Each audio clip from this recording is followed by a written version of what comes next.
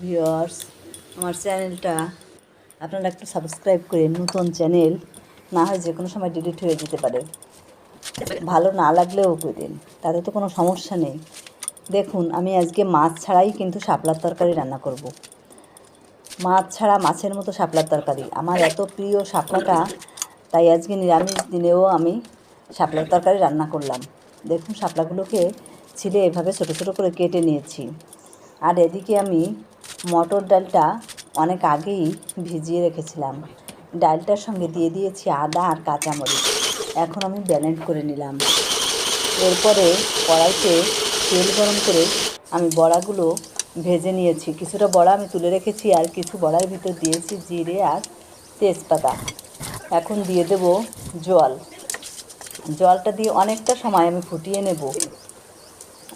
একটু কম মনে হয়েছিল, তাই আরও কিছু বড়া ওইখান থেকে দিয়ে দিলাম। দেখুন, জল দিয়ে দিয়েছি। এখন জলের ভিতর হলুদ লবণ দিয়ে বড়াটাকে মাছের মতো করেই আমি অনেক সময় ফুটিয়ে নেব। আর দিয়ে দেবো কিছু কাঁচামরিচ। এরপরে আমি শাপলাগুলো যে কেটে রেখেছিলাম, শাপলাটাকে আমি দিয়ে দেব। আর সামান্য নেড়ে চেড়ে সামান্য সময়, অল্প একটু সময় একটু ঢেকে দেব। দেখুন, ঝোলটা একদম শুকিয়ে গিয়েছে। এখনই আমার শাপলাটা দেওয়ার সময়, না হয় বেশি ঝোলা ঝোলা হয়ে যাবে। এখন শাপলাটা দিয়ে দিলাম।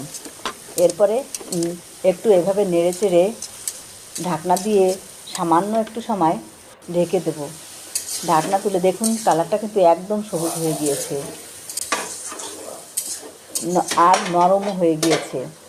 আর অল্প একটু সময় আমি নেড়ে চেড়ে, পুরো ফুল আছে, না হয় বেশি ঝোলা হয়ে যাবে, ফুল আছে, আমি তরকারিটা রান্না করে নেব।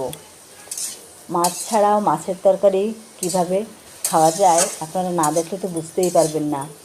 দেখুন, এত সুন্দর কালারটা হয়েছে শাপলার, দেখেই খেতে ইচ্ছা করছে। এরপরে আমি শাপলাটাকে আর একটু সময় নেড়েচেড়ে নেব, যাতে একটুও শক্ত না থাকে।